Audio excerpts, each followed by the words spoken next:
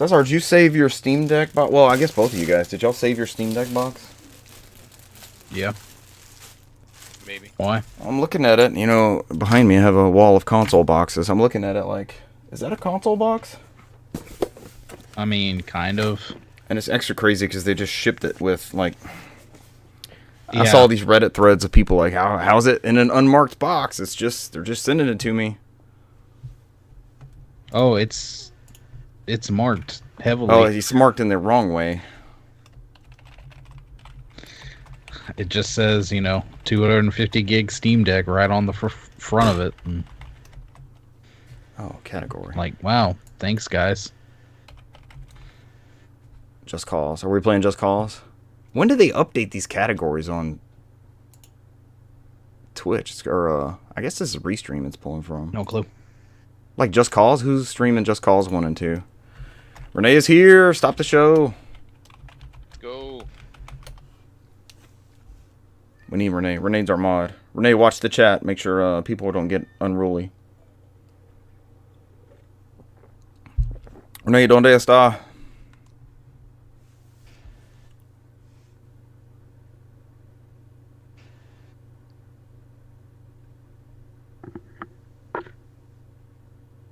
¿Dónde está? Either one of you guys have a BJ's card for the wholesale club? No. They've got a crazy open box TV sale thing. And I meant to take a picture of it. There wasn't any models I was interested in, but they had... It was like a 43-inch Samsung 4K Roku something. And I was looking at it like, okay, it's okay. And then they had on the side... Oh, Renee's in Georgia. Excellent. You should be getting this live over the radio then. You don't even need the internet for this broadcast. It said like MSRP $399, sale price $349, open box discount $279, clippable coupon. Then it was like total price $120. And I was like, what? How does this math start? I started looking through like there were like 5 on this cart, and I started thumbing through them like, what's happening? But it's people that bought them, so I don't know if it's like some online clearance that you can stack with a coupon or what it is, but some heavy discounts to be had. Oh, one of them took my cord. That's what happened. You gotta unsubscribe from the PH channel on there. What's that? What am I unsubscribing? No, I said the TVs. You have to unsubscribe to the PH app. I guess so.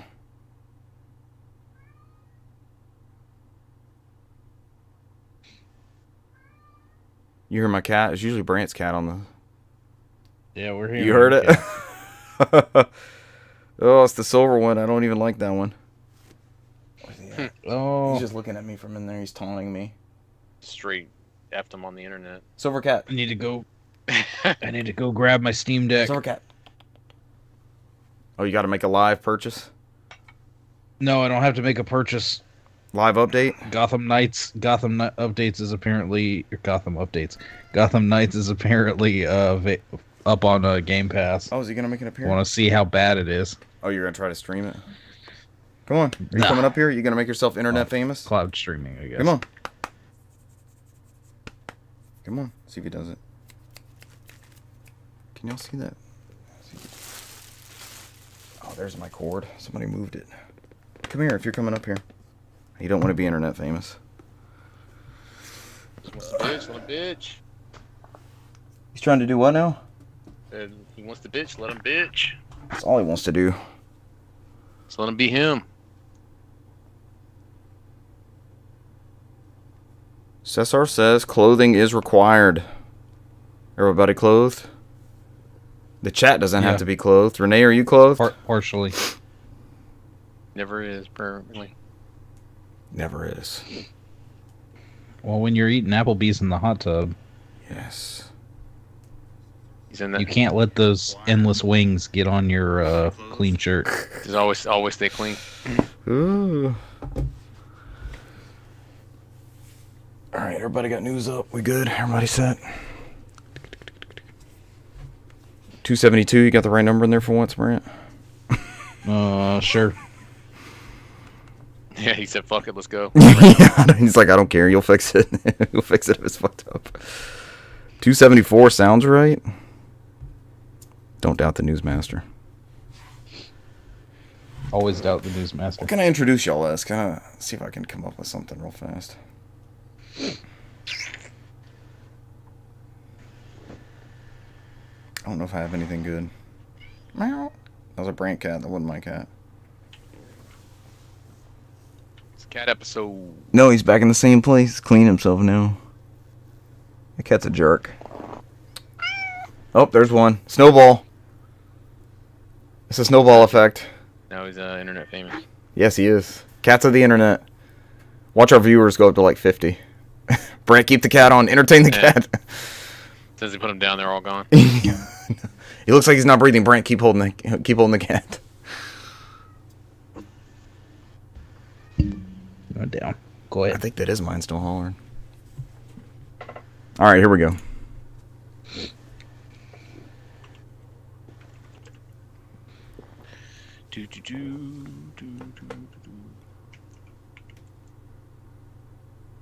Ladies and gentlemen, welcome to episode 274 of the NOFODcast. We are No Outside Food or Drink, the Southeast premier video game podcast. Thank you, 5 of us. Yeah, there's 5 people here as we start live recording. Yeah. Tonight's news: Jim Ryan retiring as SIE CEO.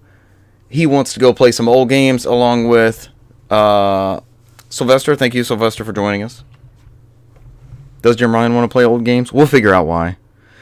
Question mark, question mark. Game prices are too low. Question mark, question mark. Is this the too damn low thing, Brant? Yes. Game prices are too damn low. How to get a free game with your new PS5. Does it come with the new PS5? I didn't see anything else elaborated on that. Maybe I took more from that news briefing than I thought. I think you might have. Maybe. Yeah, it's just old. It's just the. It's the same one? Yeah, Okay. yeah. Layoffs at Epic Games. That sucks. We'll find out why. It's not for lack of income. And we have your October PlayStation Essential Games. I'm one of your hosts, Richard Bergman, joined tonight by Newsmaster Brant McKee.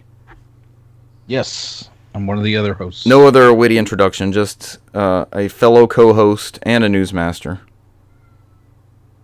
Shatterline. One of my Steam's friends is playing Shatterline. Not playing Shatterline, but also one of my Steam friends. Cesar Concepcion II. Our resident newsmaster. Hello. Not newsmaster. You've been a newsmaster. It's been a long time. I You retired from have game done the era. news when the news has been needed to be done. You're actually our lore master and page master. What lore are you going to impart on us today? What's your TED Talk? I see it. I see a stack of Switch games back there. What do we got going with those? Those are games acquired. Oh, games. was that the bit? Was that the segment? Games acquired? Games acquired. Games purchased. That was games that acquired. came in.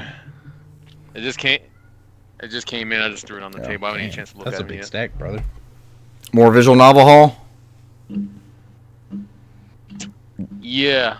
Give us a rundown. They're It's a mostly good warm-up. Japanese games. If you feel like sharing with the class. We're actually not even classy. Yeah. Most of this brand already has. Some of it. All right, we got Fate Samurai, Okay. Remnant, As one does. Brant's E-Train Odyssey, Yep. Got that one too. the Triology, Yep. Baiten Kaitos, Got that one. Duology, Floral Flow Love, it's a visual novel. Interesting. What's the concept of that one? Just a Reader's Digest? 90% of these are Bishoujo, so is this you dating 4 girls probably. It's usually how they always turn out. Real life simulator. Yeah. Magical Drop 6. Go straight to that one? 5, get 6. No, those were all Neo Geo. Magic Drop, yeah. Oh, okay. Mm-hmm. Triline, another Bishoujo. Are those the 3 ladies of interest? novel. Yes. I had to go look at it again. Another Garozu Fura. which is another Okay. Bishoujo visual novel. I like these. I like seeing these. I guess we'll just Dragon Quest Infinity Strash. What do you do with that one? I'm assuming it's a spinoff. It's a new drip. Yeah, it's based off the anime. I haven't seen the anime either, but I heard the anime is pretty good. Hokago Cinderella. This one was on sale. It's another Bishoujo visual novel. There's a cat on the cover. There you go. Everybody's happy. Another visual novel. Another one that's labeled girls. It's just called Girls. Yeah, girls. It's like the neon signs. Beastie Boys song. Yeah. or the neon signs in the was it Big Daddy when he took on the kid? It's like the nudes here neon sign in his bedroom. You got a port of Mugen Soul Z. That was a PS3 game. So it's RPG. Brant knows this one. I have every one of the quintessential quintuplets. This is the newest one that just came out. I don't know why there's 7 of these, but Must not be that essential. yeah. And then the new East 10. How did that play on Switch? Performance-wise. About to find out. I probably should have bought the PS5 version, but I'll wait till they release the English version of it because there's no English on the. I think I saw it was John Ricciardi got the Switch one. It was playing through it. I know that Fate game it looks like butthole on the Switch, but 9 struggled whatever. too, right? 9 was I saw that. famously 9 was bad PS4, on even yeah. base PS4. They had to patch it on PS5 with one of those work patches for PS5. Right. So it was like an upgraded PS4 game, so it can get 60 frames per second. And then they came out with a PS5 version later. It was so stupid. Digital Foundry. I wanted to go back and do this, and then I found out you have to have like a unupdated PS5 with custom firmware and stuff. But they had a bit where it's somebody sending them the footage, but somebody was playing the Order at 60 frames per second. The Order 1886 that no one loved, that everybody on the podcast and everybody that I've talked to that has played it loved it. Yeah, it's fantastic. Yeah, I love it. And they got it running at 60 frames per second, and they just did the same thing with Drive Club. And Drive Club looked phenomenal. But you have to have PS5. It's never been online, custom firmware, all kinds of stuff. I'm like, damn it. It's the Order, it's Drive Club, it's Bloodborne, there's a whole list of stuff that they've hire these people. The frame yeah, rate. The community's doing it for you. Hire these people. If you don't want to do the work, it's already been done. Let them work with that. Man, that Bloodborne version was so insane. Don't do anything else. Just announce that there's a patch for it. People would fucking pay like $4 or $5 for a console just to play it. They'll go out and get a PS5 with their already owned digital license of Bloodborne just to be able to play it. In that, I know that's been a request for years and years. Wasn't Bloodborne 60 frame per second patch up there with changing PSN names? Wasn't that like the most requested? We got that years ago. It feels like. It feels like we were never going to, but then kicked in. I don't know. At this point, I mean, Liza P is probably like the closest you need to. It's got some jank though, some funky jank. Sylvester Sly, right? I could say Sly. So. Yeah, Sly. The Order 1886 didn't get the love it deserved. He's absolutely right. Yep. Tyler's Girl says you got the Assassin's Creed T-shirt. Tyler's Girl, are you getting Assassin's Creed Mirage this week? It comes out in 3 days. 2 as of the posting of this recording. I'm leaning towards it.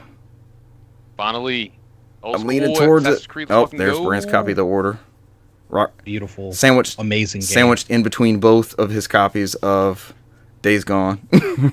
Actually, it sits between Nier Automata and my expensive coaster that is the Overwatch Origins edition or whatever. It is a coaster. What do you mean, Brant? That's a live copy of Overwatch 2. Does it let you play Overwatch 2 if you pop that in? I have not Stream that one day. Pop in that disc and see what you could play off that. See what happens when prompts you. Oh, the Steelbook, though. It's going to give you a sad face. Steelbook and this beautiful coaster. My order is probably preceded by Oddworld New and Tasty. I could actually look this up and see what... And probably Nier. That checks out. So that's our what's What's your sandwich between this not 2 copies of Days Gone? Oh God. If you can see it quickly enough, I'm pulling up on pictures. Oh, I was wrong. Operation Warcade? Am I reading that right? Oh, Turrican. Operation Turrican.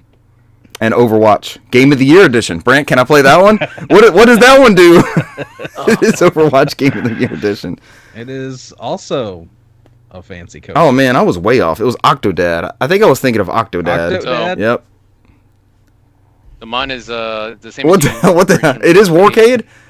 It's not Turrican? I thought it was. Yeah, and then Operation Warcade. and then the other one is Our World Is Ended. So what the fuck is Operation Warcade? If you can reach yours faster than me, please fucking look at it. I have to know. We're gonna stream O games from the PS4, starting with I've got Octodad, Olympic Games Tokyo 2020, one of the best games of all time. Onrush. I can't get to it. No. Operation Warcade. What the fuck did we buy? Brant, do you have that? No, I don't. Why am I looking it up? Why are we just fucking looking it up online? Why am I Just like the fucking back of the box art nonsense. Yeah, but it's like blocked in there. with my Operation computer, doesn't Warcade. let me out of the way. I thought I read that wrong. I was like, there's no way. It's an actual. It's a Okay, I VR was like, game. there's no way there's a game called Warcade. I'm just going to say that's Turrican. I'm sure it's that Turrican collection I bought. Why the fuck did I? Why? Damn, you just went all. It's on the. Because I'm discrediting the Warcades. What the fuck is that? I don't know, man. It just looks like it's a VR game, and it looks like you're flying in a cockpit of X-Wing. X-wing. No, like a F1 or F-15 or something. We're going to have our flying game, but it's not an X-Wing. It's a Z-Wing. That one's taken too. It can't be a Z-Wing. That one's taken too. It's doing a whole bunch of different stuff in there. It's like you're playing in the arcade, and it plays like these old 80s arcade games that are based off those Hey, man. We might be sleeping on Operation military games Warcade. that came out in the 80s. This might be a banger. I don't know, man. If it has a Billy Bower on there, I'll fucking fire it up, man. Play some Operation Warcade for the adoring fans. No one's clamoring for it. They're like, please move out of this bit. Let's jump into news. I don't know. It says on here, Paradise to Cases is a breath of fresh air for VR games. All right, we're back to Operation reviews now on Warcade. screen. Let's go. We're Yeah. going to cancel the show Great and day. start streaming Operation Warcade exclusively. Your exclusive Twitch streaming home for Operation Warcade is what this channel has turned into now. We have the endorsement of one former CEO of Sony Interactive Entertainment, Jim Ryan. Wait, he's not gone yet. He will be leaving in March 2024. He's retiring. He's been, before we get into Jim Ryan jokes, he's been with PlayStation for 30 years. Yeah, he's been there basically since the beginning. So he's seen wildly successful. I mean, it's wildly successful now, but I wouldn't say. Yeah, how do you gauge success anymore? You know, this PS5 is not anywhere close to a failure or a non-commercial success or anything, right? It's doing gangbusters. It's doing faster than some other consoles. It just to me, it's lacking some sparks here and there. But we're hitting the stride. We're getting into the mid-gen. We're going to start getting some good stuff. This comes from Saurmano Agamatsu. Sony Interactive Entertainment President and CEO Jim Ryan will retire on March 2024 after nearly 30 years with the PlayStation business. Sony Group Corporation President, President, Chief Operating Officer, and Chief Financial Officer Hiroki Totoki will assume the role of Chairman of Sony Interactive Entertainment in October 2023 to aid Ryan in his transition. Totoki will also be appointed SIE, I'm going to call it that from now on, in October 20... interim CEO. I'm dying here. I cannot make it through this one. Brant, I'm going to start again on the next story. You may now continue what I was butchering regarding this story. I don't know if it's all the SIEs or what. It used to be SCEA. Maybe that's throwing me off. But he's going to help with the transition on April 1st, 2024, while continuing his role as the his role at Sony Group Corporation. Let's see. I'm trying to see if there's anything. No, it just went into the back. About to say- joining Sony Computer Entertainment Europe in '94. He Yeah, started it's the European. continuing- Yeah. How he moved his way up. Yeah, it's his European branch of Sony in '94. Deputy president of Sony Interactive since 2018. Man, the first PlayStation was wildly successful, right? But especially in Europe. In Europe, it got a foothold, and they've never relinquished that, right? No. No, I think UK was always bouncing back and forth, but like the mainland Europe, no. I know, yeah, they talk about, how he was an inspiration through even the trials and tribulations of COVID and things like that. And of course, most people know him from his controversial quote about Gran Turismo saying who would want to play these old games, who wants to play these games. And he went and backtracked years later, said, I'm not against classic games and things like that. But it was just so damning. It was like, I went into this room where they were celebrating the history of Gran Turismo, and I was looking at these old games, and I was like, who would play these old games? It was horrible. It's like because Jim Ryan was, even before he was the CEO, he was in the spotlight. He was a Sony executive. Right. And people knew who he was. So for somebody of his caliber to say something like that is just kind of like, ooh. Right. And that's not the outlook. You're not propping up your new thing by killing an old thing, by putting down an old thing that people still want to play that's not easily accessible for everyone. Yeah. That's horrible. Sorry for the audio feedback. I don't even know if it comes through on the recording, to be honest. I don't know. I can hear it, but it's weird how that happened. Technical difficulties. But I didn't realize he'd been in that head honcho position since 2018. Yeah. Are we all going to get credit for steering our respective things through COVID? Is that just always going to be on our resumes? Like, I guess. I mean, what makes us different than him? Like, if we're here, like, it's a resume builder, right? Survived pandemic, successfully navigated Sony / NOFODcast / our respective workplaces through. Right? I mean, it is what it is, right? Put on yours that you successfully lost. I did. PS5 Maybe Jim Ryan he feels bad about it. Now he's going to retire and bring it to me with his free time. I'm sorry, Richard. I know you want to play new games. I see you have so many old games. I apologize that you have to play these old games. I brought you something to play new games on. And I also paid for all the FIFA Ultimate Team stuff. I think he mentioned in his retirement that he said he found it difficult to balance his home life and his work job in the United States. So I think that was one of the reasons why he decided to retire early. I mean, 30 years at one spot. I'm sure he did something before that.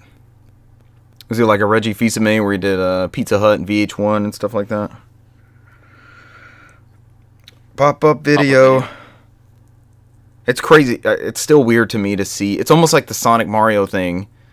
But to me, it's bizarre to see the MTV Movie Awards on VH1, like as they stream. Like, what's happening? These are competing networks. This can't happen. VH1 is trying to beat MTV, but they're just. Was that Viacom? They're under the Viacom. CBS. They're all, Paramount. Paramount owns Viacom, and they own BET. They own VH1, and they own MTV. They own all music. What do we know about Hiroki Totoki? Anything? Not much. No, he's just a CEO. What did he do before that, though? CFO. Did he come from any sort of... What is his background? Probably should have done this research. Off air. Everybody will pull the We're going straight to his LinkedIn. 3 members of NOFODcast checked out your LinkedIn profile. There's as soon as I searched, there were 3 matching profiles for LinkedIn. Yeah. No. I didn't really want to be friends. I'm just looking for the new Sony interim CEO. I'm sorry. I apologize. Oh, I got to pay for a Bloomberg article to look at this.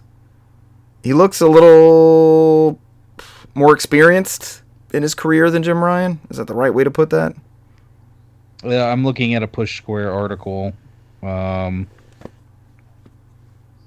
see. Man. I know one of the first things that showed up was he's 59 years old. Oh, maybe not then.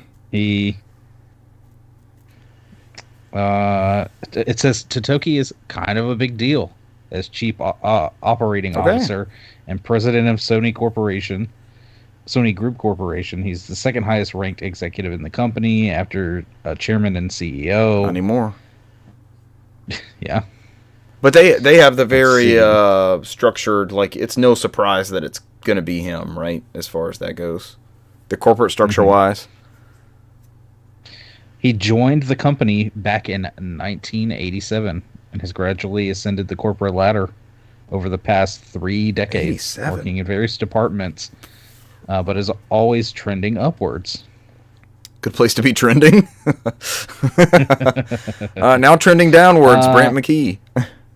His particular skill set is in financial and restructuring end of things, having contributed to the launch of Sony Bank, as well as serving as CFO for Sony Network Communications.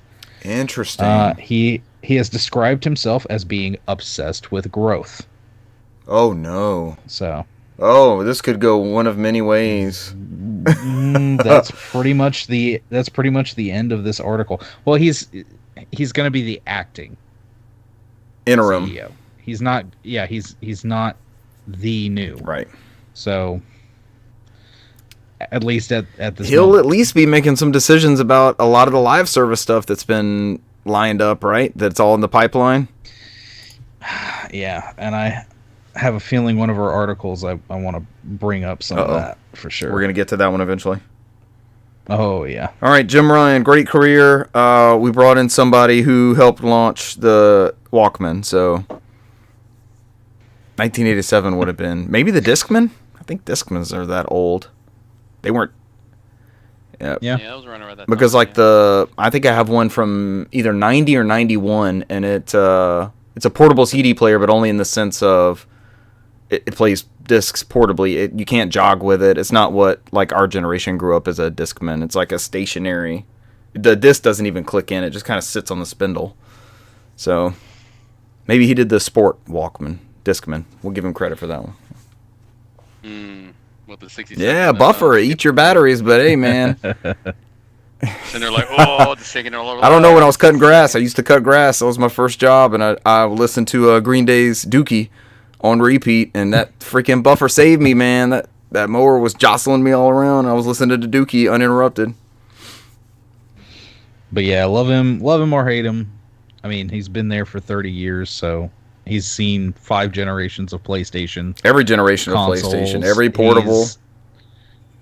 He obviously, some of his better decisions impacted certain things enough for him to move up, and while we didn't always see eye to eye with him, he's gotten us a successful PlayStation 5 launch. And has he not been? I mean, we joke about the Gran Turismo thing, right? That's easy, and that reeks of like corporate person not reading the room properly.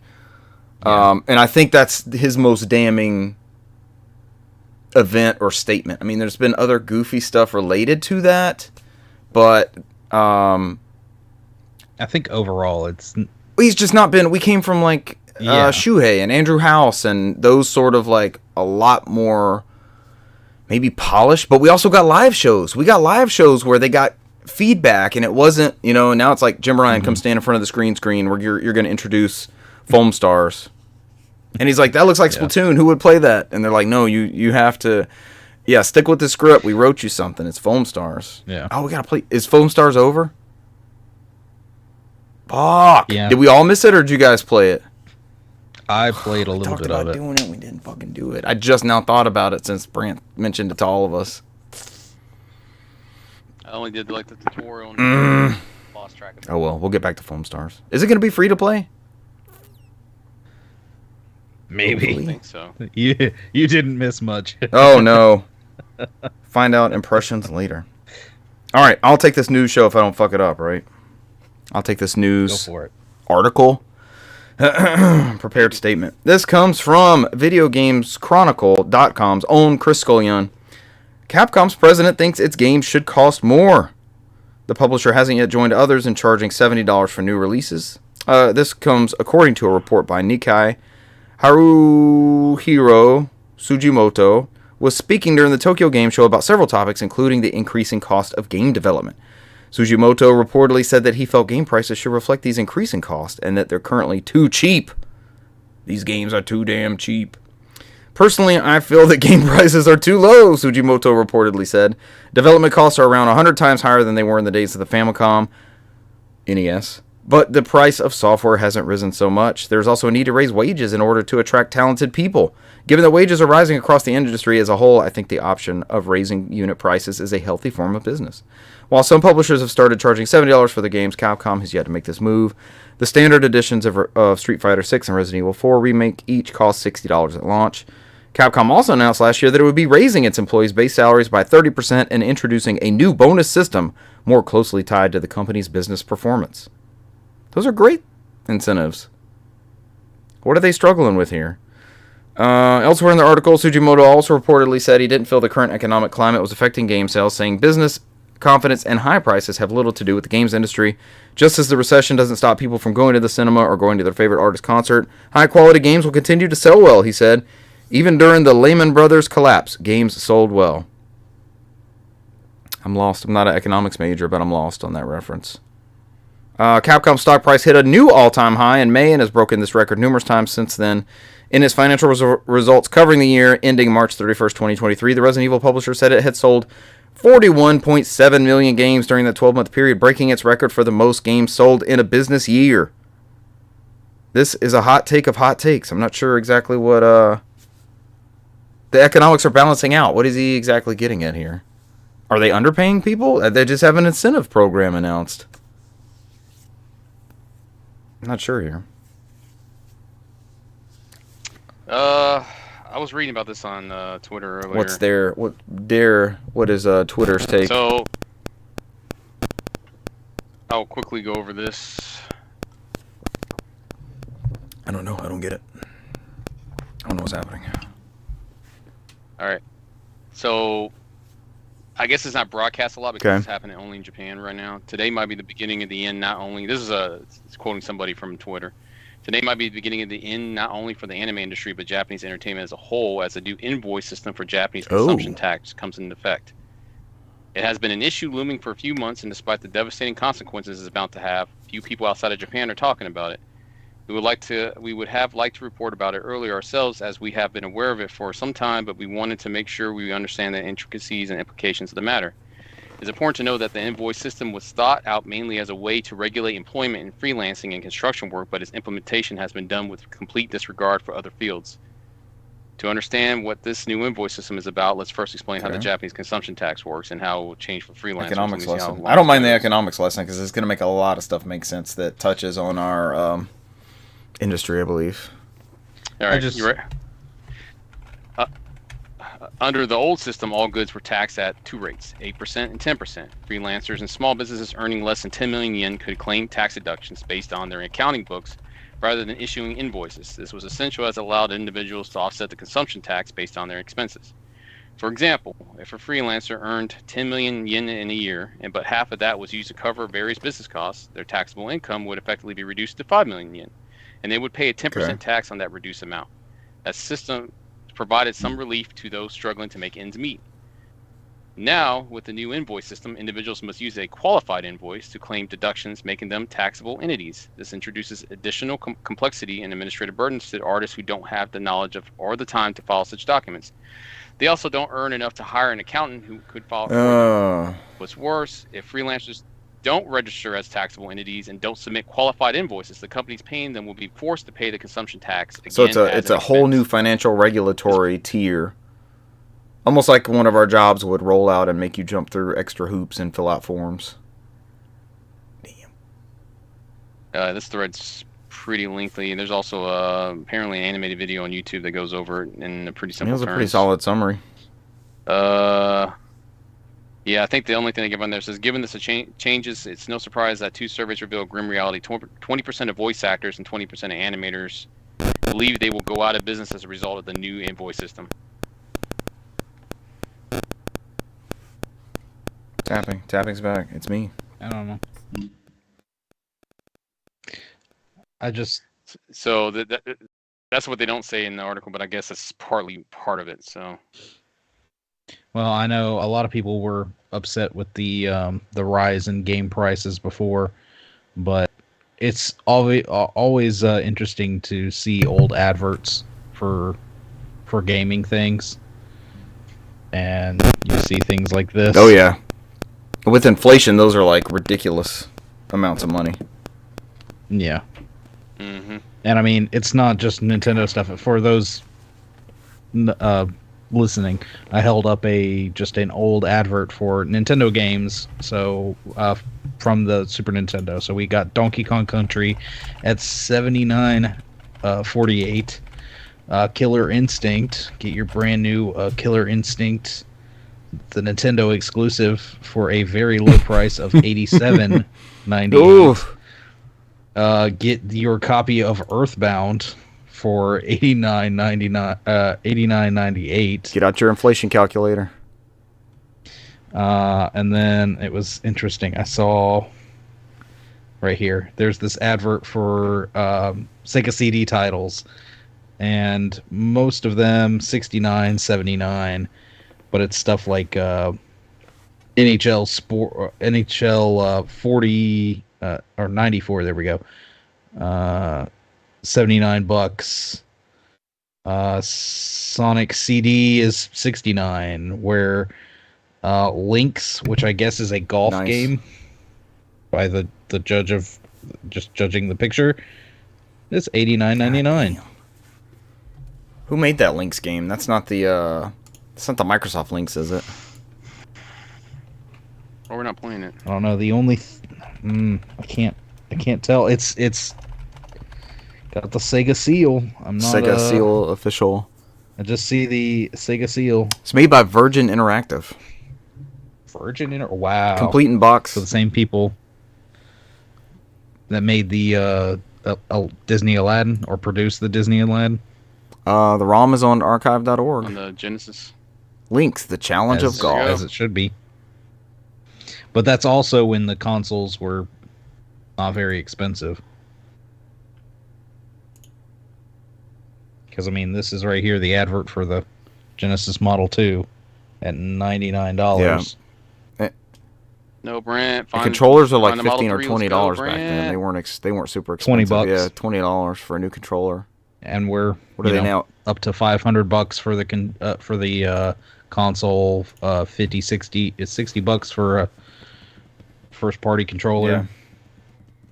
Well, they're also, I mean, it's pivoted the other direction where you're paying for the Razer and not the Razer blades anymore, versus the other way around, because now you have so many free-to-play games. And my Xbox has turned into a Warzone machine. I don't pay $1 for Warzone. Well, I throw Warzone some money, but I don't have to pay. Do not have to pay to play anything on Warzone and Xbox. All right, what's next? But speaking of expensive games, how would you like to get one of those expensive games free? Yes, I'm okay with that. What do I have to do, Brant? I have to be 18 years of age, it looks like. Yeah, and if you buy a new Sony PS5 and activate an account, this, of course, looks like it is only in the U.S. region. Being 18 years of older, purchase and activate a new PS5 console by October 20th. I promise you I read that as new PS5, like new 3DS. New PS5! The new PS5. Yeah, I saw you were super excited in the chat this morning. I was like, I'm just going to let to be excited. Because I looked at it, I was like, what the fuck am I looking at? Just, it looks like a regular PS5. To redeem the offer. It's a little bit shorter. That's the short one they were showing off. Surely that's new. The new owners must activate their PS5 and head to the PlayStation Store on the console, where they may see the banner for the offer. Players can choose to claim one of the 12 following games, which must be redeemed by the same date listed above, which was October 20th. So the games you can choose from are Marvel's Spider-Man, Miles Morales, Marvel's Spider-Man Remastered. No, brand new is JJ. Spider-Man. That's much better. There we go. I actually want to buy one now. You just sold it. Yeah, I'm putting my copy in the God of War Ragnarok, boy. Brent's doing a good job. Horizon Forbidden West, Ghost of Tsushima, Director's Cut, Ratchet and Clank Rift Apart, Demon Souls, The Last of Us Part 1, Sackboy: A Big Adventure, Returnal, Uncharted, Legacy of Thieves Collection, and Death Stranding Director's Cut. That's a great lineup for a giveaway. That's excellent. I don't think there's not a dud in there. No, being able to buy a PS5 brand new and boot it up and claim one of those games, any one you choose, it's those, like you said, it's not a bad game on that list. And not just that, you'll be able to tell you're playing PS5. You'll be like, okay, I got a next generation console. I can tell the difference in these. Those are solid picks. I hadn't read that list until today. Some more sales numbers. 40 million this, 25 million that, 22.6 million this. Right. I don't think they'll make that 25 million, but that's just me personally. Sony's aiming to ship the number that Cesar was mentioning. Sony's aiming to ship 25 million PS5 consoles during its current fiscal year ending in March 2024. If achieved, it would beat a 25-year-old console sales record set when the original PlayStation shipped 22.6 million units over a 12-month period. I wonder what that 12-month period was. I mean, you look at those games, it's probably way more than what we got now. I wonder if it was in the heyday of like Metal Gear Solid, Final Fantasy VIII, whatever that window was, like a Spyro game. There's some Crash that came out. I wonder if it was like one of their blitzes or like a price cut, you know. Remember the days of the price cut? It was like a competitive $50, $50, $50, and then all of a sudden you got $100 systems. Yeah, remember, because Sony was one of the first ones that was like, all right, they set those price limits on their games instead of doing like the Wild West. Yep. They were the first ones. And that was a big thing too with ordering those discs over the cartridges. You had to place an order for 20,000 or whatever the minimum cartridge limit Nintendo set, and then you had to wait 6 months, and interest may have waned in your game. And Sony can turn out 10,000 PS1 copies in a week. We'll turn it around for a week and get you more copies of Cool Borders or whatever it is out on the market. All right, I looked it up for you, Richard. It says fiscal year 1998. That's probably Metal Gear Solid and a Tomba game. Not Legend of Dragoon yet. Final Fantasy VIII. But I'm sure copies of Final Fantasy VII are still selling PS1s in 1998. I'm looking. Oh, God, there's this says annual report 1998 on the Sony website. Deep dive. Best-selling software. It's going to be like NFL Game Day 97.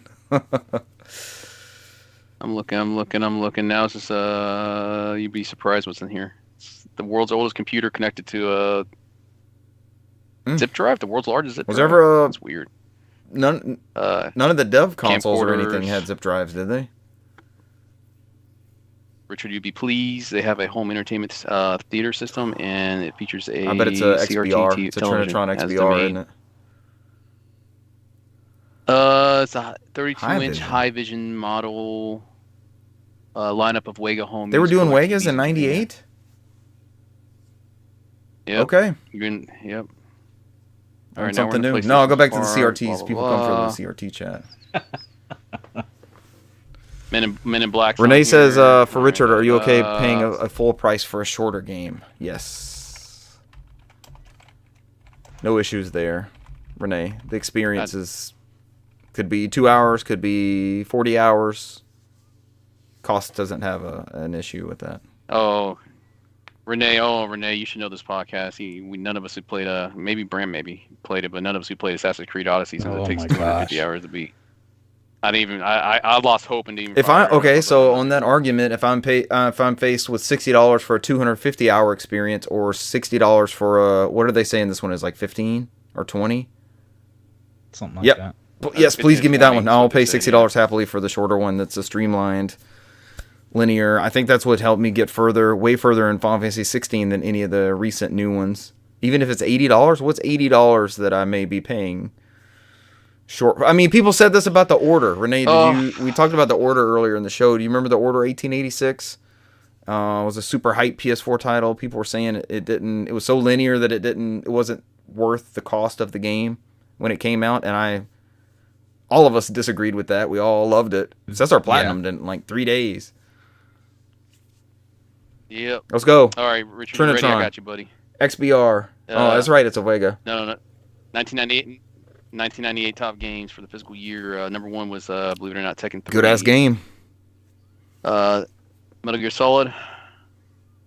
Resident Evil 2. Street Fighter Alpha 3. I'm going down. Crash Bandicoot Warped. Xenogears. Oddworld. The second one? Abe's Exodus. Abe's Exodus. NFL PlayStation Blitz. was the number 8 game of 98? Yeah, I'm just going down It the sold list here. PlayStations. Yeah, so, NBA Live. Oh, these are all bang. Every single one of these is a good ass game. Need for Speed 3, Hot Pursuit, FIFA 99. I bet there was a price drop that coincided. I bet you could get a PlayStation in 98 for what, either 129 or 99, we think. Yeah, they also had Gran Turismo that year. These are system sellers. This is an instant library. Yeah. Then they had their greatest hits games. What were $20 at this point? I think $20. Man, when we got our first PlayStation, it was late in its life cycle, and we got so many greatest hits games because they were available everywhere. Like we were talking about them printing them and sending them. Every Walmart or every Target had multiple copies of Final Fantasy VII and Legend of Dragoon and Crash Bandicoot. Anything you Gran Turismo. You had instant access to that library for cheap. I'm looking at this release calendar on Wikipedia. You know what game, not for PlayStation, you know what game that came out on January 29th, 2008? No clue. Panzer 98. Saga. I got messed up with the 2008. 98. I mean, well, it sold 10,000 total in USA. Was that the Andromeda release in Japan? Team Andromeda? Yeah. I'm still 98 right here. I mean, Xenogears came out in February. Talos Girl said 1998 was such a great year. Burning Rangers was also 98. That was the last gasp. Tenchu was in February. X-Men vs. Street Fighter. It's a lot of games. Tekken 3, Parasite Eve, Blasto. Oh, Blasto with Phil Spector. Or Phil Hartman, not Phil Spector. Hartman. Famous Phils for 400. King of Fighters 97. Is that a good King of Fighters? They're all good. None of them really stand out as stinkers. Yeah, that's only up to June. I mean, when you get down to the end of the year, you know that's sold like gangbusters. Wasn't Sony pretty good about making those greatest hits like really quickly too, like 8 or 9 months? Damn, Brant has it for Vita. Yeah, I think it was like up to a year. That is a deep cut, Brant. He said it, and I'm like, wait a minute, don't I have that over here? That is a deep cut, Brant. But yeah, it's like there's a lot of shit, man. Tomb Raider 3 came out that November that year. I mean, you also had Ocarina of Time came out November that year. It's a lot of stuff. This is always on the greatest year of games list. Up there with 2008, ironically. Richard's favorite, Turok 2, Seas of Evil. Medieval also came out in October. Shit. Should stream some of that remake. It's a good spooky game, right? Sir Daniel Fortescue. I don't even. Now I got like 85 different ways of playing it now. Suikoden came out in September. Mine still has the plastic on it, and you can tell I got it for $5. Your clearance one, and then they gave it to us, right? Don't we all have a digital copy now? I think I had to so. support it. That was a Mike Micah joint. I had to support it when it came out. I was very excited about that. I got the PSP one when it came out too. All right, next up. Cesar, thanks for doing the Lord's work and doing that research. Hey man, I brought back your CRTs. It was in there, man. It was. I should send you the photos. My mind's kind of blown about the Vega. Like was it a flat screen? Big ass. It's just it looks like a 27-inch Vega, and it's like on a huge TV stand, and it's like big ass speaker in the left, big ass speaker in the right, sub in the right, backhand corner. It's like whatever you would imagine a 1998 home theater setup would be. That was affordable at the time. I'm looking at something similar. It was a curved screen. Or it was a flat panel. I think all the Vegas. I mean, it was so and like way back in the distance, I couldn't tell. Yeah, I was trying to, based off what I read on there. It didn't say curved, so I'm assuming it's not. I wouldn't imagine. It says there's not a big deal. I don't need all the details, but just describe the TV to me. I need you to tell me whether. I'll just send you the 1998. Yeah, do it. Then you can take a long. That's important stuff. There you go. Okay, yeah, good. It's good reading material. No, Richard, why'd you print it out? Why are there stacks of papers in here? This is not toilet paper. Oh God. I mean, it was everything Sony did in '98 was in there. It had like Men in Black. It had like Celine Dion was the best-selling CD they had in '98 for their artists. It was like a whole bunch of stuff. It checks out. Brant was 3, 4. These are formative media years for Brant too. I'm just giving him a hard time. He's the baby. Yeah. Speaking of babies, this is a article from Tom Ivan at VideoGamesChronicle.com. Epic says Fall Guys remains a priority at Mediatonic after reports of widespread layoffs. The UK studio was reportedly a major casualty of wider job cuts at Epic Games. So the lead there is layoffs at Epic Games. Fortnite maker Epic confirmed on Thursday it planned to lay off about 830 employees, or 16% of its total workforce. That's horrible. Mediatonic, which was acquired by Epic in 2021 and employed some 300 developers, quote, was hit very hard, end quote, by the layoffs, according to Bloomberg's Jason Schreier, who broke the news of mass cuts at Epic ahead of the company's official announcement. Some reports initially claimed that the entire Mediatonic team was being laid off, but Epic denied this in a statement to VGC. This is false, a spokesperson said. Mediatonic's work on Fall Guys continues to be a company priority, probably because it's a big moneymaker. The wider job cuts at Epic were announced in a memo to staff from CEO Tim Sweeney, who claimed that they would financially stabilize the business. I'm sure he's not worried about his financial stability. Quote, for a while now, we've been spending way more money than we earn, investing in the next evolution of Epic and growing Fortnite as a metaverse-inspired ecosystem for creators, he said. I had long been optimistic that we could power through this transition without layoffs, but in retrospect, I see this was unrealistic. While Fortnite is starting to grow again, the growth is driven primarily by creator content with significant revenue sharing, and this is a lower margin business than we had when Fortnite Battle Royale took off and began funding our expansion. I didn't know it had cooled off like this. There hadn't been many Fortnite stories recently. Success with the creator ecosystem is a great achievement, but it means a major structural change to our economics. Epic folks around the world have been making ongoing efforts to reduce costs, including moving to net zero hiring and cutting operating spending, I think. It's a typo in the story. Operating spend. Maybe it's just operating spend. Cutting operating spend on things like marketing and events, but we still ended up far short of financial sustainability. We concluded the layoffs are the only way and that doing them now and on the scale will stabilize our finances. Tim Sweeney, how much are you docking your pay during these layoffs? 830 employees. That sucks. It's a lot. That sucks. And I've seen various accounts like there's an Unreal Engine engineer that I follow on Twitter that was like, hey, I'm one of the people. I was like, wow, nobody is safe from the scythe of Tim Sweeney. There's something very odd going on in the gaming industry right now. I mean, the cost to produce a lot of these games are up. The demand for them to do well is very high, and so many games ship broken these days, and it's like a fix-it-later mentality. And we've seen just within the past few months, Embracer Group has had massive layoffs. They killed Volition also after 30 years. Another company that went on a spending spree a couple of years ago and purchased everybody they can get their hands on. I mean, we've seen a lot of people leaving a lot of different companies. I didn't put it in the news, but Team 17 is reportedly planning significant job losses, and their CEO is apparently set to leave as well. The KOTOR remake is another thing I didn't put in the news because they said that was a music licensing thing potentially. So with KOTOR, it's a big anticipated remake that's kind of been in limbo.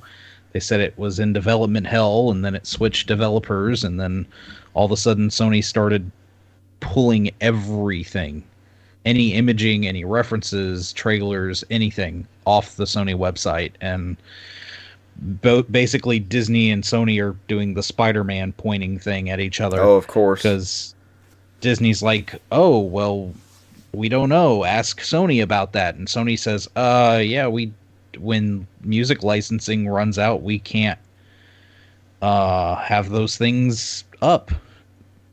So that means you can't even reference something anymore, or it's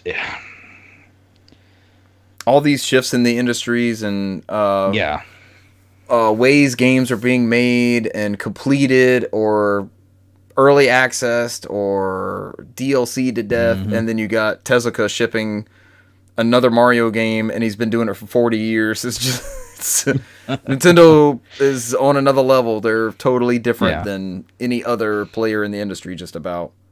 And here we have Epic saying Fortnite, which is this giant juggernaut of a game that has been going gangbusters for them for forever. And what is the creator content? Is basically, does anybody know what the... Oh, that's just, spending money with creators. Like, they have like in-game concerts and gotcha brand deals, and they always have crossovers going on. Everything from, they've had Master Chief in there, they've had Kratos in there, they've had anime crossovers, they've had anime girl cars, the ultimate crossover. They've had Marvel crossovers, Star Wars crossovers.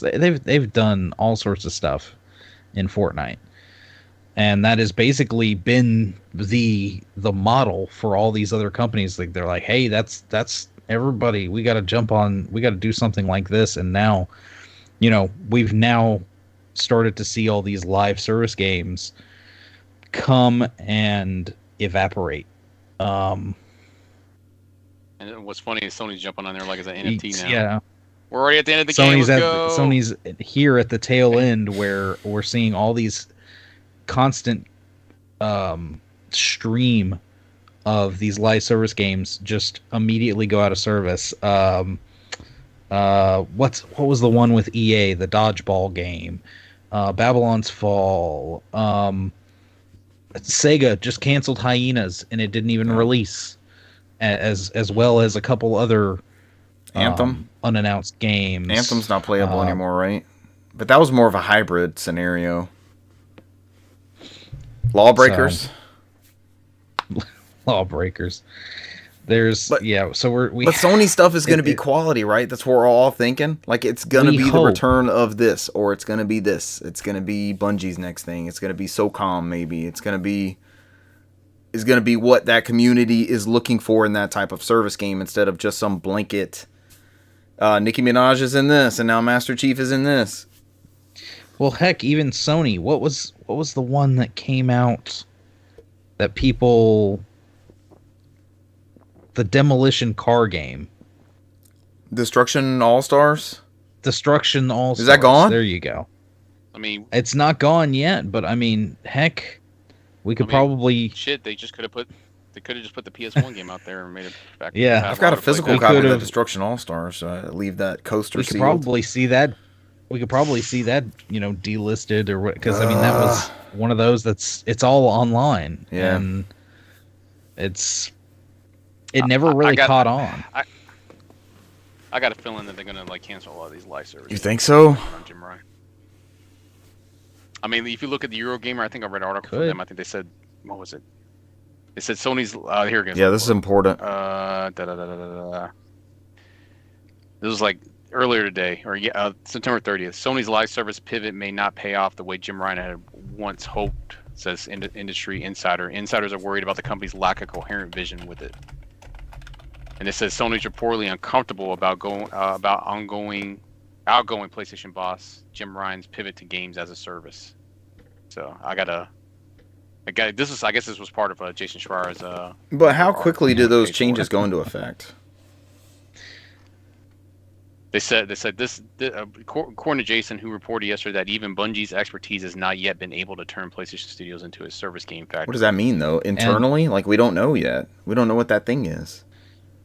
Well, that again goes back to we have all these ballooning costs, like even something like the remake for just to go back to it, the Saints Row remake. I mean, millions and millions of dollars, and any of these AAA games, we've been told they take 7, 8, 9+ years down the line. So crazy. Even something with like the Suicide Squad game. The Suicide Squad game, every time I see something from it, I kind of cringe, and I'm like, it just kind of looks dated. What were they doing? But honestly, hey, 7, 8, 9 years ago, it probably, the concept and everything was pretty fresh, and they were trying to hop on the live service stuff just like everybody else was, and it probably made sense. But now it's like, hey, it doesn't fit. Yeah, Richard, to answer your question, it says Sony announced back in April 2022 that it would launch more than 10 new live service games over the next 4 years. So I guess they had themselves by April 2026. Oof. They would have 10. Are some of these out games. and we're not counting them, really? None of them? None of them are out. None of them since the Bungie purchase. Is why they bought Bungie for Mag 2, million, so. SOCOM 5.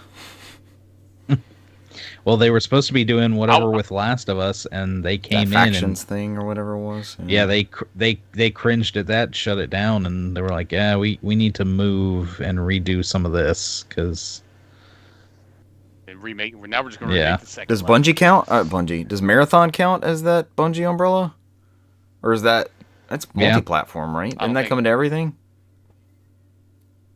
I don't think Sony cares. They just want live service games. And most of their live services, I mean, it's going to come to, of course, PS5, but they will most likely put it on PC because, hey, money. So. Hey, money. I mean, the most important thing is the player base. You don't want everybody just on PlayStation like, I ain't playing this shit. There's nobody online. Sly says, I hate to say this, but by the time PlayStation gets good into live service, the industry would have moved on to something else. Exactly. What is that, though? NFTs. It takes so long for that stuff to turn. Super NFTs. I mean, until that thing comes out and just sweeps everybody away, like it was going to be Dark Souls type games, right? Then it was going to be Breath of the Wild clones, and it would be single player experiences. And that's still kind of the bread and butter as far as I took down that list of the free games that you could get, but a bunch of those were single player experiences, and that's bringing you into that ecosystem. That's what they're known for. I don't know. That's a tough one. I think Sly might be onto something, but I don't know. What does that pivot to? There's no successor to that yet. It's still those. Yeah. It still rules the outside of those single player experiences, which they're already knocking out, right? That's not a weakness in their portfolio currently. It's whatever these live service events are. I'm curious. I want to see what it is. Loving some Warzone. It's always fresh. It's always something new. But in 2026, will you still feel that way? I don't know. Maybe I'll be playing old games. Maybe I'll be playing old games now that Jim Ryan's gone. Maybe. Who wants to play those old live service games? It still is crazy to me that I can pop an original Xbox game into that Series X and get a downloadable version of that old ass game. I would love to be able to do that with a Mag or a Warhawk, or I mean, don't even go back past PS3, but give us like PS3 forward. It would just be a super cool thing, a good goodwill thing. But again, that's kind of a feature that like the loser rolls out, right? We don't have to do that. We're not getting our asses handed to us. We're the market leader. We get to decide where gaming's going. We'll see. I'm curious. I'm glad Jim Ryan's going to be around to see the launch of the new PSP, Brant, before he leaves. Before he rides into the sunset, new PSP. Akira. I don't know who's watching, but PSP may have been purchased. I take it back if that was a Jim Ryan decision. I hate Jim. Damn. Oh, Brant turned on him so fast. If that's his brain baby, no. I know. Me and Richard were looking on Twitter. They sold out. They did. I did not see that. I saw they're tiered here. It's like GameStop. You got to be a pro member to get through there. I'm thinking they didn't. I'm thinking that's what it comes down to. It's just not. okay.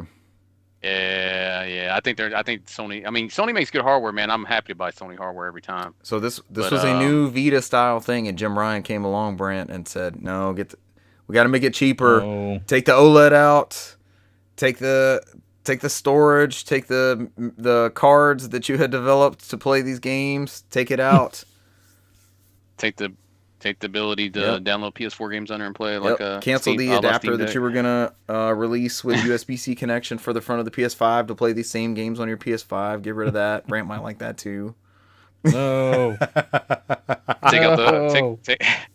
Take out the Bluetooth adapter so you can't use headphones. You got to plug it in 3.5 millimeter. Which I'm perfectly fine with. Or buy our proprietary headphones. Hey man, don't get upset. Get some good earbuds for $15 and plug them in there. You're listening to some now. You got some now. Right now you're listening. We all have wired connections. The way God intended. Not the new PSP. I'm going to call it the PSP brand. It's going to be... It's the PSP. Not man. the PSP. PSP. Facebook had a portal too, right? PSP, Didn't they PSP. also cancel their portal hardware piece? It's the last portal standing. Probably. You'll wait for what? Play somebody else's? They're not going or back. The OLED? Yeah, they're not going back. All right, somebody tell me about these PlayStation Plus games. What am I getting for my dough, even though I just bought one of these from GameFly? Speaking of failing games. Oh, God. A game that Cesar definitely, at least initially, supports and says it's a good game, but then don't play the DLC. I just want to let Sly and Renee know that the Callisto Protocol ending DLC where it finishes the story is equivalent to fucking Dead Space 3. It's bullshit. Garbage. It's bullshit. It's bullshit. It's garbage. But Callisto Protocol. I never want to play. I want to wipe this game off my PlayStation. Never Just because of the DLC. So we're good with the base game, right? Which is what you get with PlayStation Plus. It didn't finish the story. It just cuts off, and then I played that fucking bullshit. And it's fuck this game, man. So you don't recommend it to anybody? So 180. That's Callisto Protocol. Garbage. That's why it's free, because it's garbage. PS4 and PS5 Okay. will be available October 3rd until Monday, November 6th. So the day of the podcast going up to the day after daylight savings time ends, whatever I hate it. We're about to fall back. God. The glory hours. I mean, I like the 1 hour sleep, but I hate the freaking dark at 5 o'clock in the evening. I hate that shit. Man, I wake up the dark and I go home sucks. to the dark. Get out of here.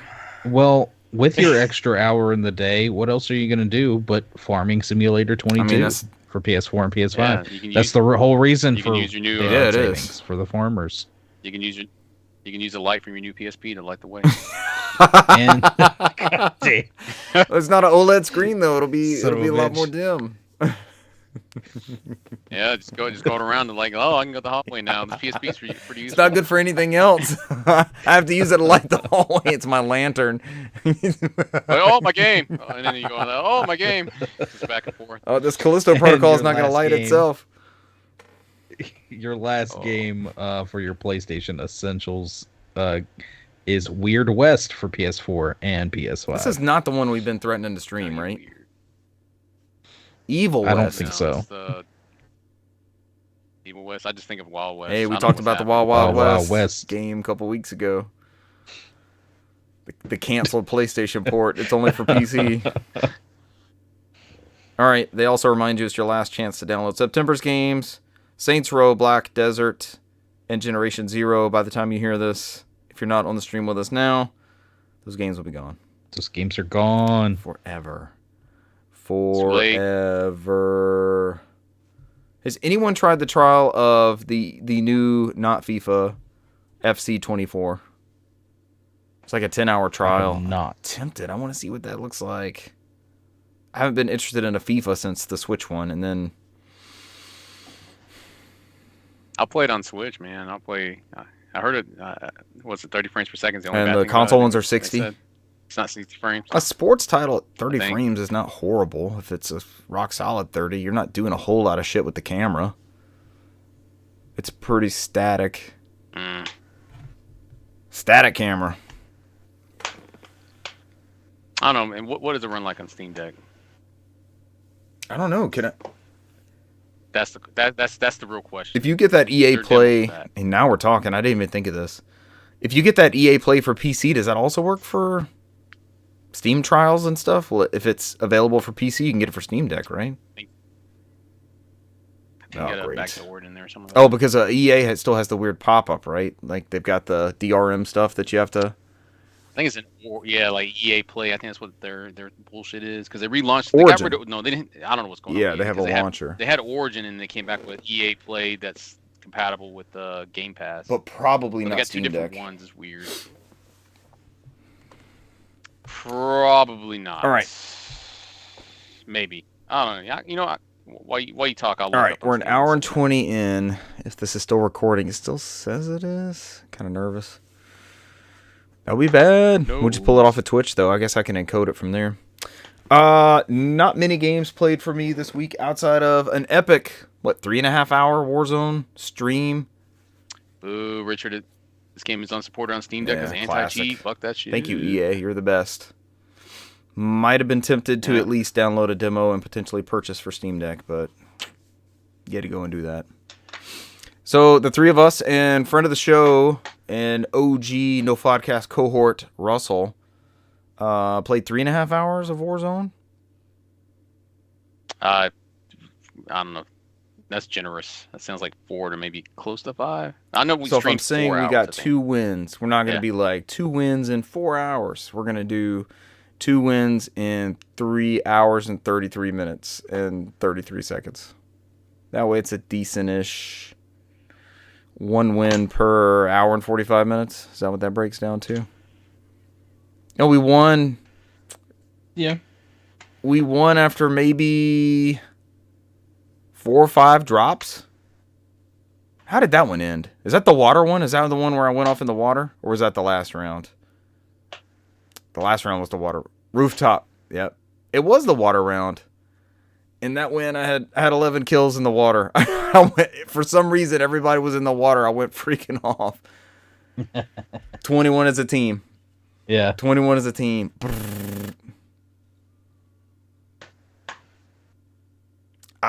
We were in the... That was our Radaway run, right? I call it the Radaway after a mission in Oblivion. In Skyrim. You have to go find this guy in like this sewer area where water's flowing next to you, and there's some canal areas in Vondel that look very, very close to... Are you just laughing at Frozen stuff? They're tunnel people. We died that road. We did. That was our push, though, almost like we do the canal runs on the other map. Yeah. And as I killed this guy, we were in this crazy shootout, Brant. That was classic. Yeah, we somebody killed this guy. I don't know that it was particularly me. I just heard him. I was close to him, and he's trying to call out to his other teammates as he died, but he was like, "They're tunnel people!" Like, this panic yell of where we were or what we were doing. I don't know. They're tunnel people. Oh man, it was freaking great. Yeah, but I've got a custom loadout, and I get 2 F-Tacs?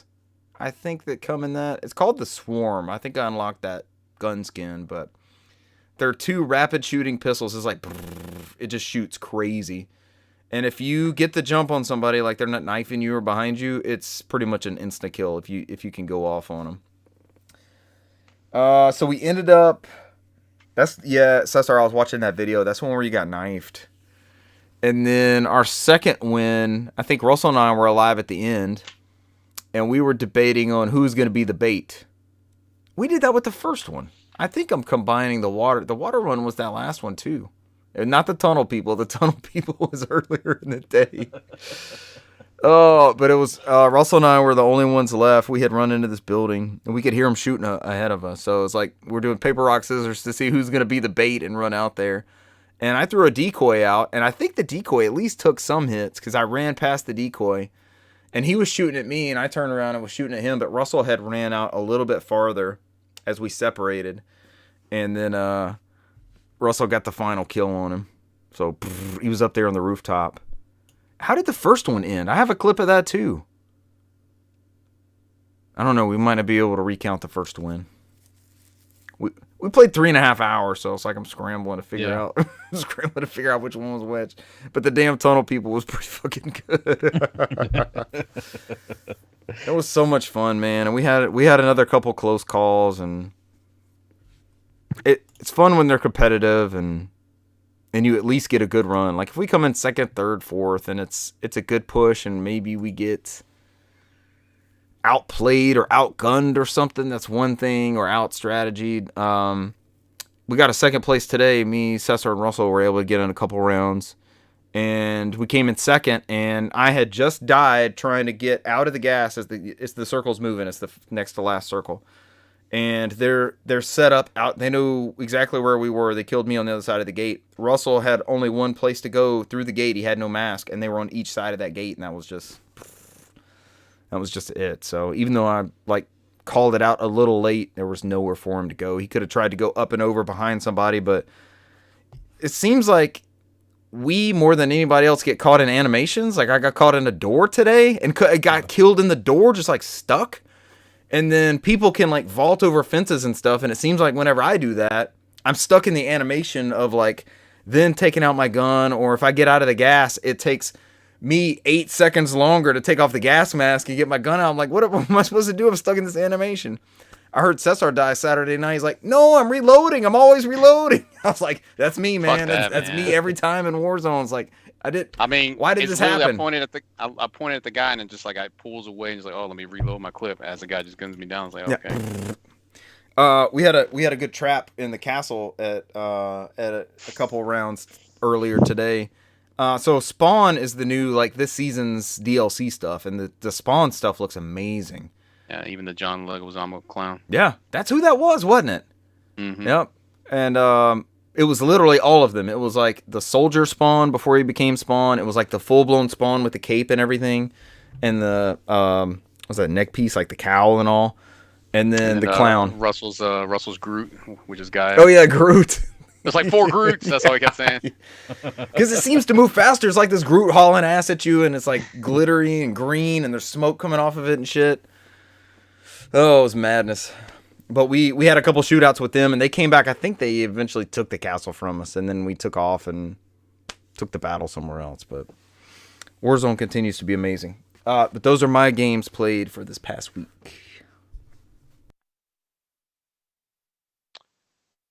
All right. I didn't play much either. I think I did play Cocoon, even though we joked about it many times.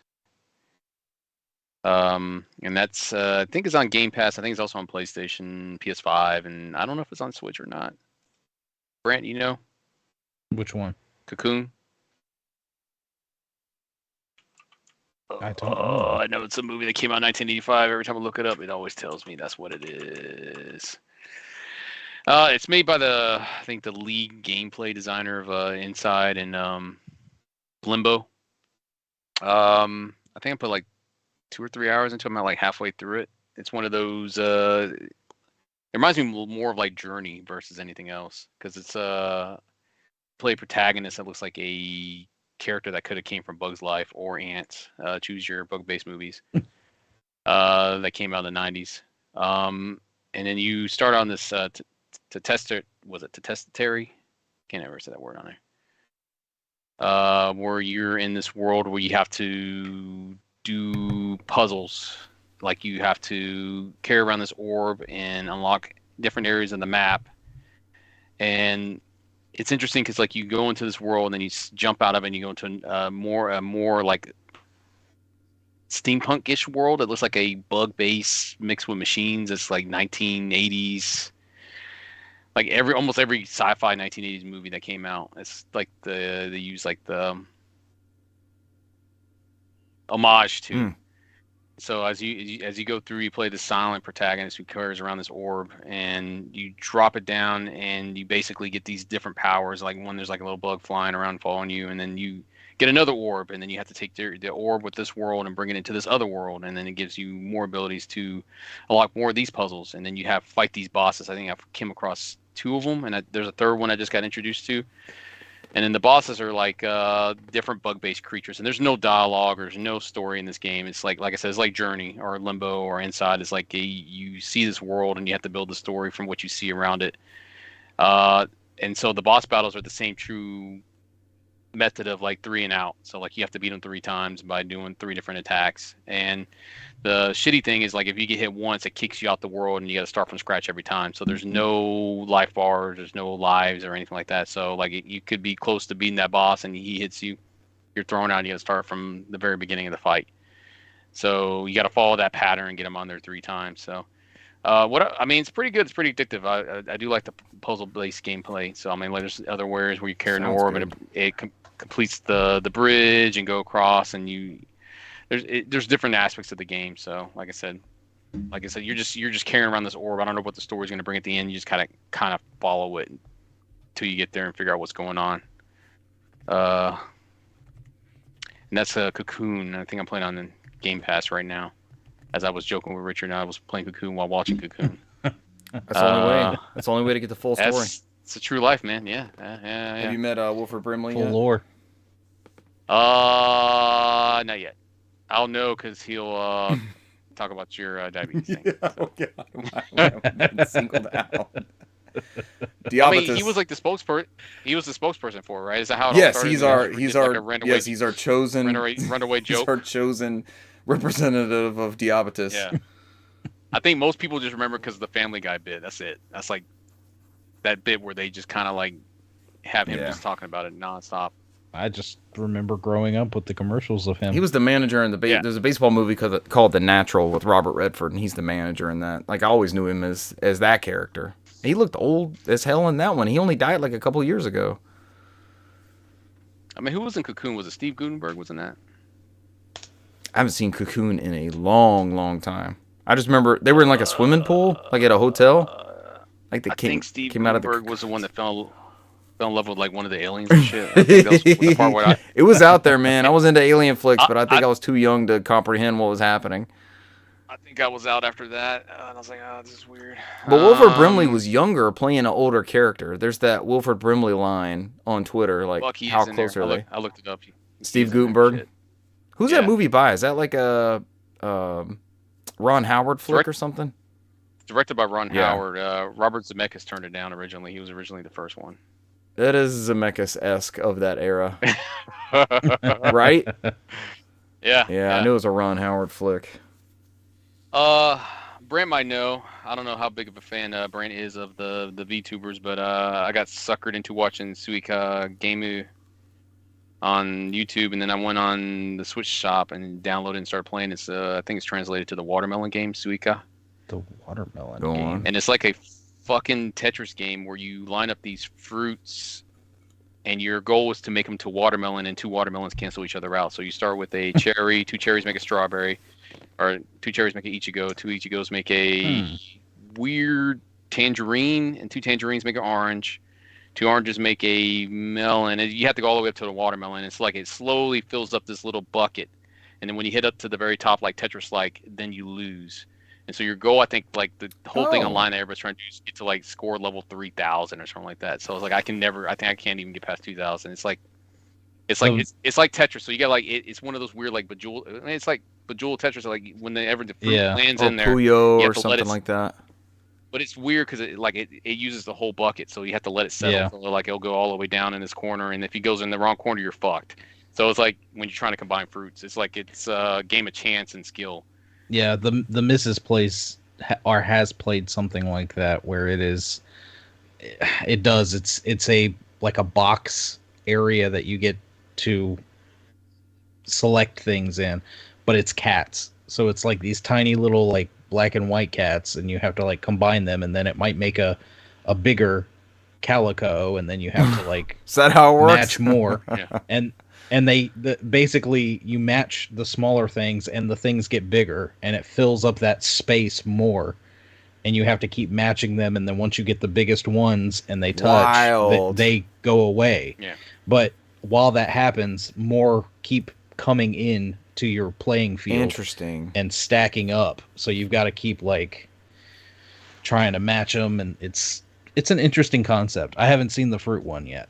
Yeah, the Suica one is for whatever reason, it just blew up online all of a sudden. The game came out like I think a year ago or something like that. I found it on Switch. I had to go to the Japanese store and download it. I didn't see it an English version. It might be one of those. Is it part of a series? It's just a random game somebody just dropped on. It was only like 200 yen, which is like $1.50. Interesting. So it was like it's not very expensive, but it's pretty addictive. When I went through, I was like, shit, I was sat there for like 30-40 minutes. I was like just fucking around trying to make a Suica. Is it licensed or is it just like generic fruit sprites and stuff? It's a very basic game. You got a wheel down here that shows the growth of the fruit and what you get on there and what your next fruit's going to be and your high score and your ranking online. That's it. It's a very basic game. It's not bad. I mean, I got suckered into it. I was like, I didn't understand. I like the sound of it because usually you're just trying to get shit to disappear. It's not to add to something else and increase that line score or whatever. Yeah, two of every because I think it goes cherry, strawberry, grapes, then the grape is a tangerine, then orange, and then melon. And I think the two melons go into there's like an apple, and then it's a melon, and then the two melons make a watermelon. And you try to make two watermelons to clear it out, but it gets difficult because the watermelon's so fucking big, it takes up a big portion of that bucket. And then you have like to fill it up. It's like Tetris. It gives you random shit, so you're not going to get like what you need every time to get in there. It's some of it's luck, and then some of it's like the placement of where the fruit's going to land. So gotcha. I did that. I did play just a little bit of Fate Samurai on PS5, Remnant, which is made by Omega Force. So anything made by Omega Force, you can guess what it's going to play like. Musou. It's a Musou. It's a Musou type place. With what license? It is with the Fate license. Okay. Which is a deep universe. To give you a basic concept of what Fate is, and it's the whole background of Fate is you have what is called a Holy Grail, and then you have a Master Servant pack. So you have these humans that live in this world, and whenever they have a Holy Grail, it's a Holy Grail war. And so they have masters who have these symbols on their hand who can summon servants, and these servants are typically historical figures or fictional figures or somebody famous. So I think they usually break it down. You have a saber, which uses a sword, an archer, which is bow and arrow, lancer, which uses a bow, not a bow, but a staff, rider, caster, which is magic, assassin, and then you have the berserker class. Until you got a berserker, we had described all the Ninja Turtle classes. Basically. So you play as it does. It's interesting because it does it like a visual novel, which is what Type Moon is really, what Fate is really known for. So it uses a visual novel to kind of like deliver the story, and then the gameplay is open world Musou type game. And so you play as Iori Miyamoto, which he's an adopted son of the famous swordsman Musashi. Who gets dragged into the Holy Grail War, and he's able to summon a saber class servant, and he starts like any other Fate game. He's always fighting somebody who's already been summoned. I think he was fighting a rider, which was the rider of that. Yui had the rider class one, and so like it does his backstory about how like there's this gang that in Japan they would go around and kill all these people, and then what he would do is he would like take these orphan children and make them do like a cooking and cleaning and stuff like that, and he was like fond of these children because he would just like tell them like, oh, I used to do this, blah blah blah. He used to go on about his stories, about his what he did in his life, and then he would just kill the children at the end. It starts out this whole bit. It starts out this whole this whole bit where he like this background story where like this gang was talking about there's this old man talking about this kid and this gang and stuff like that, and he knew his fate, and then they woke up the next morning and everybody was dead and the kid disappeared. And so they said the rumor was that the famous swordsman Musashi happened to stop by that area and murdered everybody in that gang, like all 80 members, and then just disappear without a trace. And so then you go into the present day for them, which I think was Edo. It's like the fourth year in the Edo period. The Kian era in the Edo period, and then it shows Miyamoto Iori, who was the adopted son of Musashi, which you put together like that was the kid from the story, and he's trying to by then Musashi has already died, and he was trying to be the next heir to that school Musashi's fighting style, but he can never get there. So he's out there practicing, and he ends up talking to his adopted sister. Awesome. And that's kind of like the story it introduces right now. And it's like right now I'm going through this gameplay where like at the very beginning I fought Ryder, which was like the tutorial, like, hey, you attack with this, heavy attack here, this is your special attacks, blah, blah, blah. And it shoots back to that part where he goes in there and he's like, this is how the day started. And that's where I stopped right there. So that's about as far I got, maybe about an hour into it so far. That's awesome. I think the game's like 40 hours long, they said story-wise. And that's typical of what the Fate series is pretty like that. So, I mean. Is it a good Musou?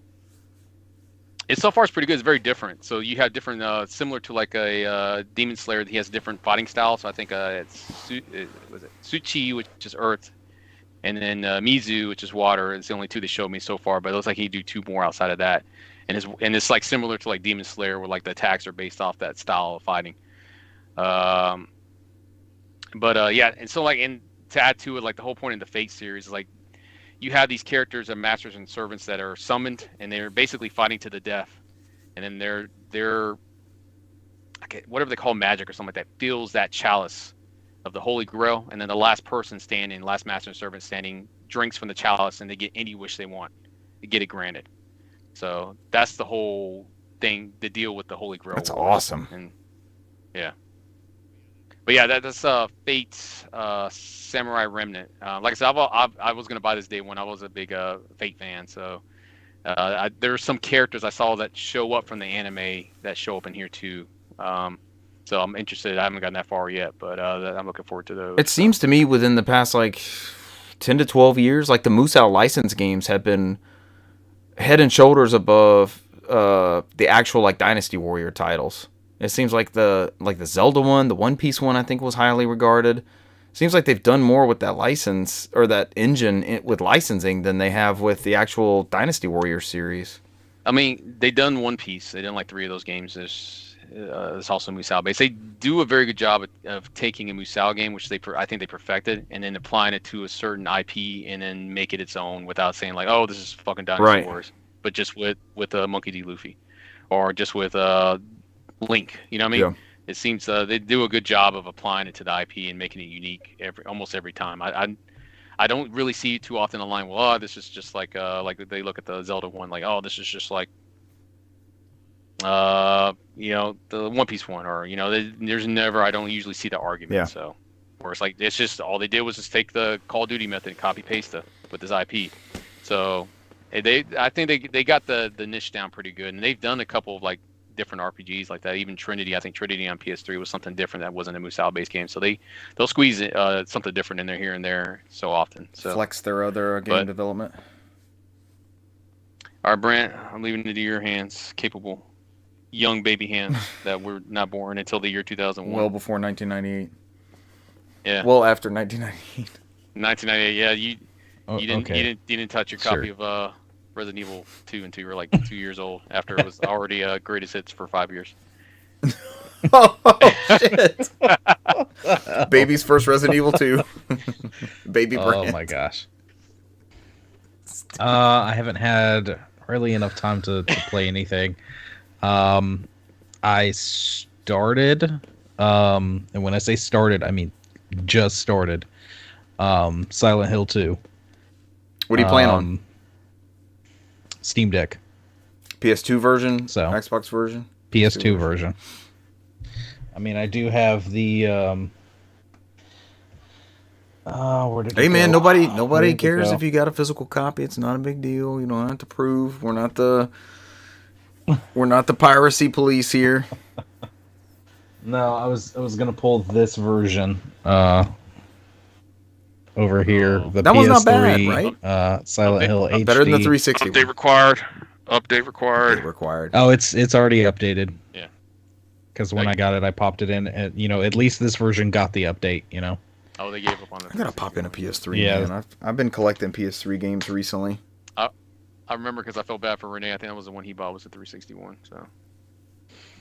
And I wanted to see if that one was any different, just because those it'll take me a second to get used to it, but man, those controls,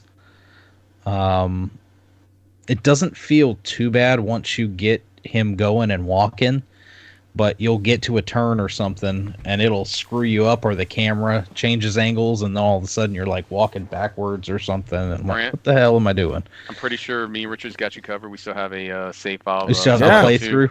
It's on PS2 it's on YouTube. Brant, you weren't on the show yet, but we streamed the first like 2 or 3 hours of Silent Hill 2. Mm-hmm. And I think we still have the save. You can always come over and finish it off. We played on my on native hardware. Man, so I had Brant. I won't derail you for long. We had this rig, which is like the streaming setup, right? So we have a capture card. I had a distribution amp. We hooked it up to the plasma natively. Yeah, the Samsung camera, right? Is it the Samsung camera? I think it's the same Logitech I have here.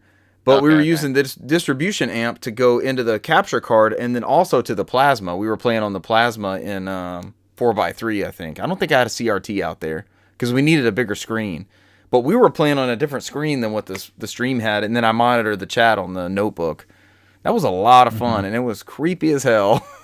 And then we played Siren at 10 frames per second. Oh, 10 seconds per frame. That was brutal. Something was wrong. That was brutal.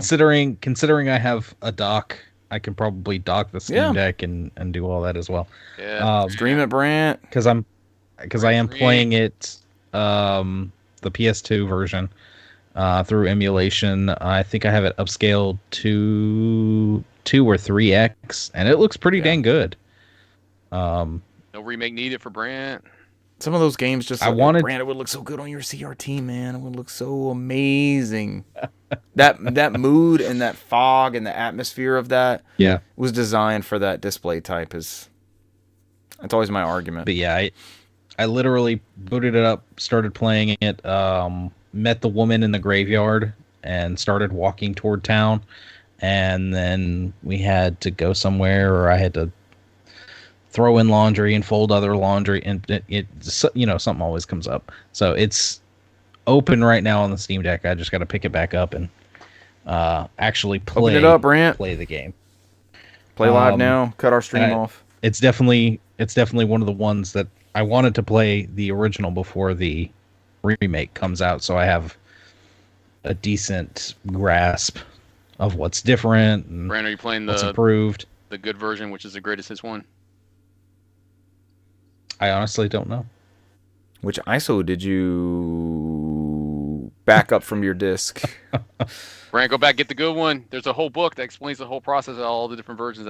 That's the best one. Oh my gosh! There's a whole book that I did does not this? get that into the weeds, sir. There's a dedicated book to Silent Hill 2, and that's how I found out that was the best version, was the greatest hits version on PS2. That had everything. I don't think I have that one.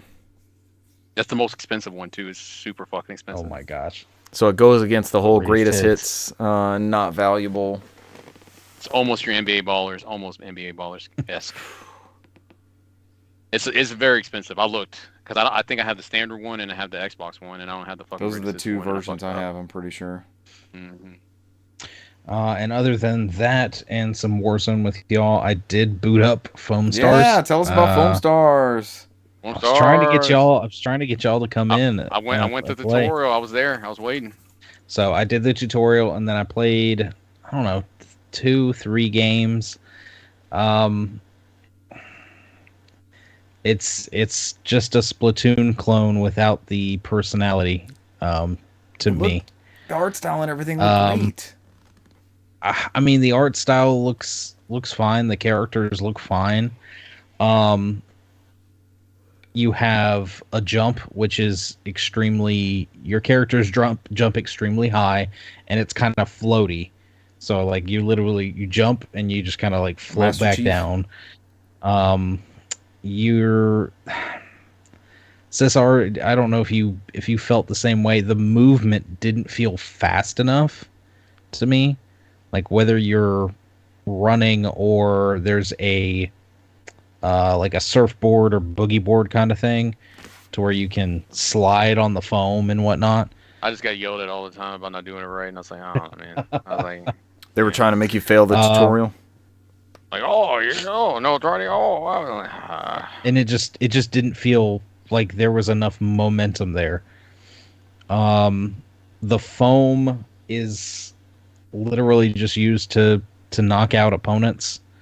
It's not like Splatoon in that regard, where you're not trying to paint the like trying to paint everything, and but in that same thing being like Splatoon, if you're on green team and the enemy team is pink, and you step on their colored foam, you're moving slower. You get so it's Splatoon-esque. It's Splatoon-esque. It's not as fast. Splatoon adjacent. The camera angle, it feels like it's a little bit too far away from the characters. I mean, this is all my personal opinion. It was a beta. They could change some decent stuff in there and change the way some of the stuff feels and update it. Well, Brant, let me ask you how you feel about this. I mean, you think you would enjoy this game better on the new PSP? Oh my God, no. New PSP compatible. As I break the new PSP over my knee. Play on the toilet with your new PSP. $200. Yeah, it's $200 PSP, man. It's cheap. You already have a bunch of Brant. You already have a bunch of games for it, don't you? No new software required. PSP. Right. No new software required. But can it play Days Gone? And Final Fantasy 16. Can it play Days Gone? You like that, didn't you? That one took a minute. Oh, yeah, there it goes. We knew it wasn't far away. Days Gone's always there to embrace. Holy shit. No, but I have Days Gone on my other portable device. So, yeah, I was kind of underwhelmed by Foam Stars. I didn't expect a lot. It might be more fun if you actually, play with people, but it's also one of those things where killing us here. I didn't have a lot of fun with it. It was the game mode I played too. It's where you literally just keep fighting the opponents until a star appears, and it is like a star player. So the more kills each team gets, the person that's basically the MVP of your team becomes the star, and then you take that player out. You foam up the other players and you slide into them with that boogie board, surfboard kind of thing. You just go over to them and you kick them, and that knocks them out. In the same regard, while your teammates are rolling around, if they're almost about to be knocked out, you can go over and save them by sliding into them. Revive me.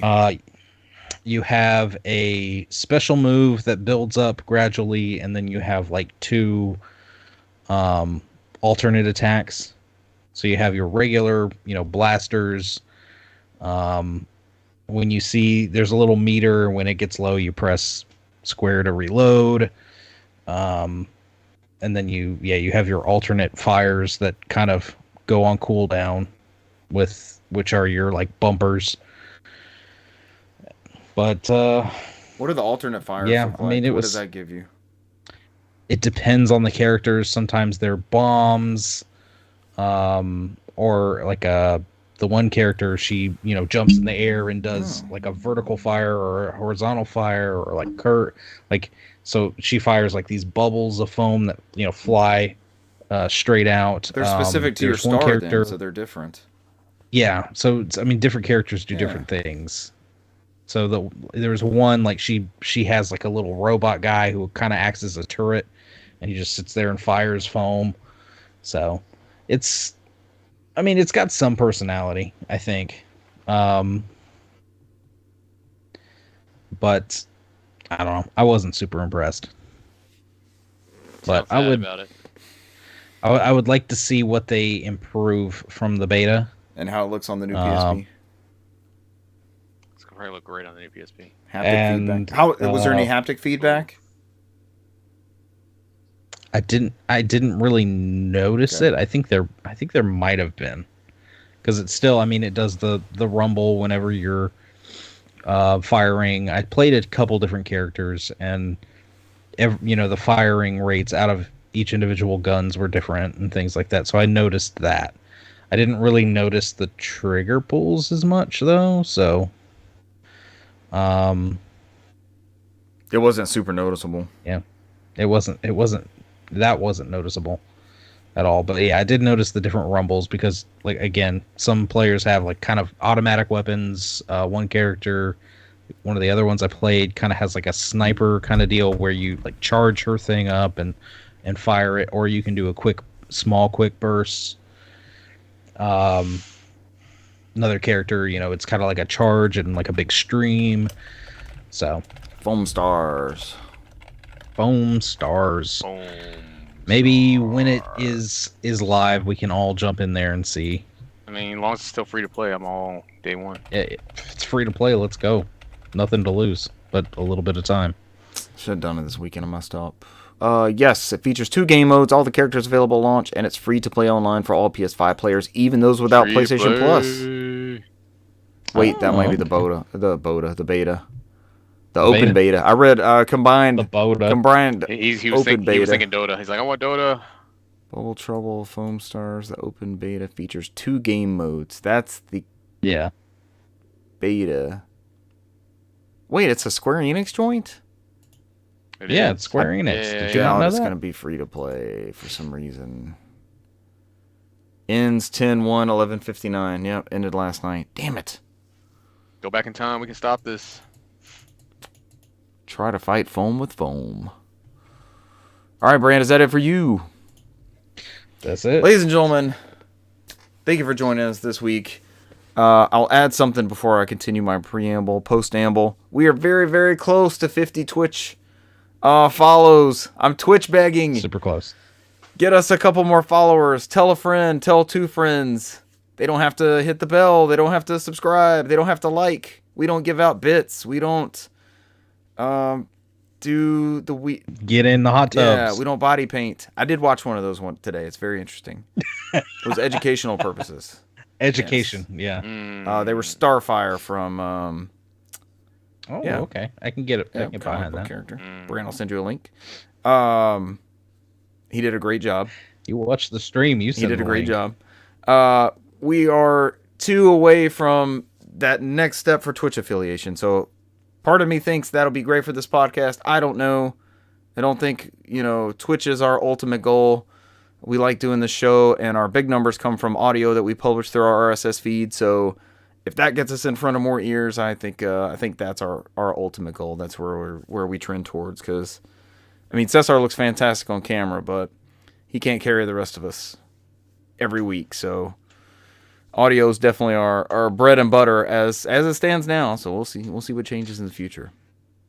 But tell a friend, have them like us. That's all they got to do is follow. And that's it. Ladies and gentlemen, thank you for joining us this week, and we will catch you next week. Bye. See ya. Adios.